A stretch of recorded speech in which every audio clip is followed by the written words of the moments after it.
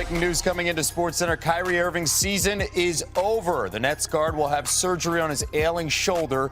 The announcement was made by GM Sean Marks in the last few minutes in front of reporters in Philadelphia. The 27-year-old played only 20 games in his first season with Brooklyn. Now, since scoring 50 in the season opener, Kyrie's first year as a Net has been a roller coaster ride. Earlier in the season, he missed 26 straight games due to a shoulder injury. Then he re-aggravated that.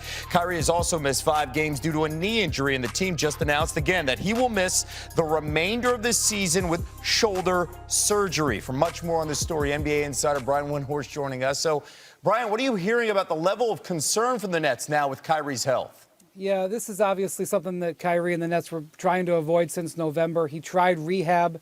He tried getting a cortisone shot. He wasn't able to get the relief that he needed. And there was a window at one point that possibly Kevin Durant could maybe come back for the very end of the season.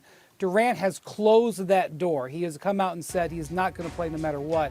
So it even further, would lead Kyrie Irving to say, let's get this shoulder done. Now, it is an arthroscopic surgery, so it is not as serious as other shoulder surgeries, but they take a long time to recover from. This would probably impact his summer as well.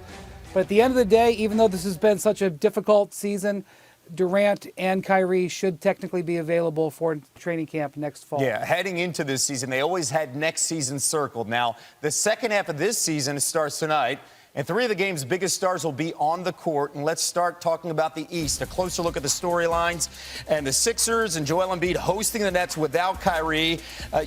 When you look at this team, what to make of Philly after they closed out the first half with an impressive win against the Clippers, we'll find out. Giannis will return to the Bucks lineup following the birth of his first child against the Pistons. Milwaukee is currently on pace to join the 2016 Warriors and 1996 Bulls as the only teams to win 70 games in a season. And James Harden and the small ball Rockets will visit the Warriors. Houston is tied for the NBA's third best record since starting P.J. Tucker at center at the end of January. And back here with Brian, we get ready for the home stretch before the playoffs. What are you watching for here in these final 25 to 27 games? Kevin, there's a whole bunch of people watching the Rockets. Whether this doubling down on the small ball, trading away their starting center is going to work. It's obviously been great for Russell Westbrook. He's put up prolific numbers. They've improved. They have so much riding on this, Kevin, because if this doesn't work, we could see a coaching change, we could see roster changes, we could maybe even see a front office change. This is such an important stretch for the Rockets, not only for seeding, but for their future. And when you look out east, boy, was Joel Embiid impressive in that big fourth quarter of the All-Star game. He had 10 points and 5 rebounds there. Normally, I would never talk about an All-Star game performance for going to the regular season, but I think it matters for a team that needs confidence. Starting tonight, Joel Embiid going on an important stretch here. They also have a game coming up against with the Bucks. Let's see how Embiid builds off that great All-Star performance. Yeah, big game on Saturday night, as you mentioned, against the Bucks. Ben Simmons will not be playing tonight as he deals with back soreness. And, of course, our big breaking news story in the NBA, Kyrie Irving's season is now done. Brian Windhorst here on SportsCenter. Thanks, Kevin. To baseball, Kevin, news out of Yankee spring training. Starting pitcher Luis Severino has been shut down with forearm soreness for at least a couple of days. The injury dates back to his last start, which was Game 3 of the ALCS against the Astros back in mid-October. You may recall Severino missed most of last season with inflammation in his rotator cuff, did not debut until September 17th. Both GM Brian Cashman and skipper Aaron Boone addressed the Severino issue today. Last night, just sitting at home, he started to feel that soreness again, came in sore this morning. So the immediate is, we'll shut him down here for a couple days, hopefully try and get our arms around what exactly is going on in there. We haven't determined what we're dealing with yet. All tests have been negative thus far. No new tests are scheduled. Doesn't mean that tests won't be happening in the future, but the first step in this process from Dr. Ahmad's recommendation was on a new anti-inflammatory. Let's see how he feels the coming days before we put him through a whole new testing battery. Cashman did, though, by the way, acknowledge that it is possible Severino could start the season on the injured list. As for the Yankees, they got to be thinking deja vu. Remember last season? They had 12 different pitchers serve at least one stint on the IL. How crucial does that Garrett Cole signing look right now? Because just a few weeks ago, here's what they hoped their starting rotation would look like. James Paxton out 3 to 4 months after back surgery, and now Severino shut down for at least the next couple of days, Ken. Sage coming up, counting down. Match is just 2 days away, and now the two fighters fighters are banned from their final stare down after tomorrow's weigh-in. Details live from Vegas coming up.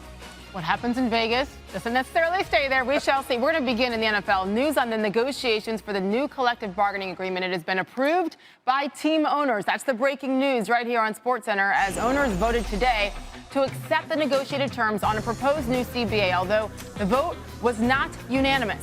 Now it's up to the players to approve the deal, which is expected to include an expanded playoff field as early as 2021. That's according to a report from ESPN's Adam Schefter.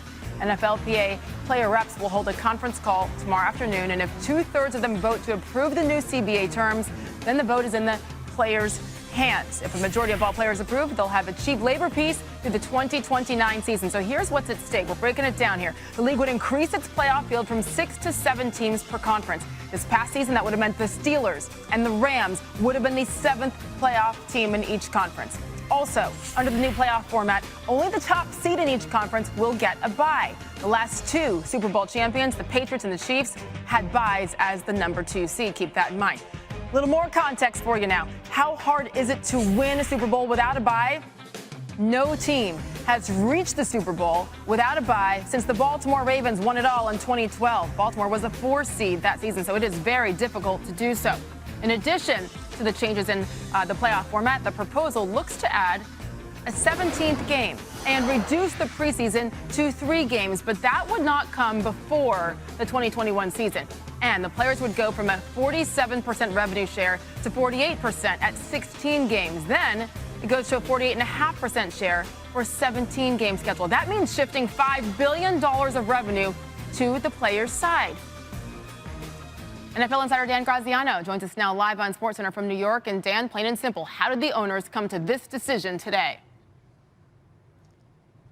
Well, Sage, there wasn't really a hard deadline on this, but in the release that the owners gave out announcing their vote, they said the clubs and players need to have a system in place and know the rules they will operate under by next week. Everybody's focused on 17-game season and expanded playoffs, but this is a 10-year agreement that governs the rules of how contracts are negotiated, all kinds of stuff about the drug policy. If it's to start in time for the 2020 offseason, which everyone on both sides would like, then it has to be in place by next week when teams go to the combine and start making big financial decisions. Who can we sign? Who do we have to franchise? Who do we have to release, et cetera? So it got to a point where the teams, and I believe the players, feel like if they don't make a decision on this one way or the other, then they won't have it in place in time for the 2020 offseason. So, you know, the owners said yes. If the players say yes, then it goes forward. If not, we're looking at, you know, this whole thing floating into next offseason and the threat of a 2021 work stoppage, and obviously neither side wants that. All right, so when I ask you what happens next, we look directly towards tomorrow, right, in this conference call. Is that correct? Yeah, the conference call is with the player representatives, the 32 individual team player representatives from the NFLPA. And according to the NFLPA's rules, if 2/3 of them, as you mentioned, vote yes, then the thing moves ahead to a full vote of all the players in the league, and then you need a simple majority to pass it. So those are the next steps.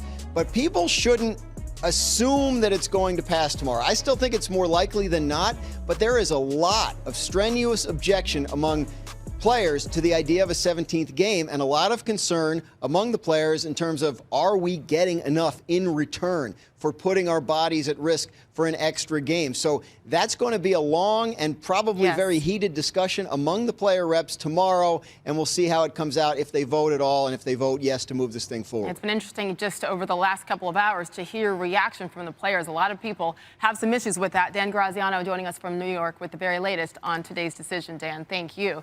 In the meantime,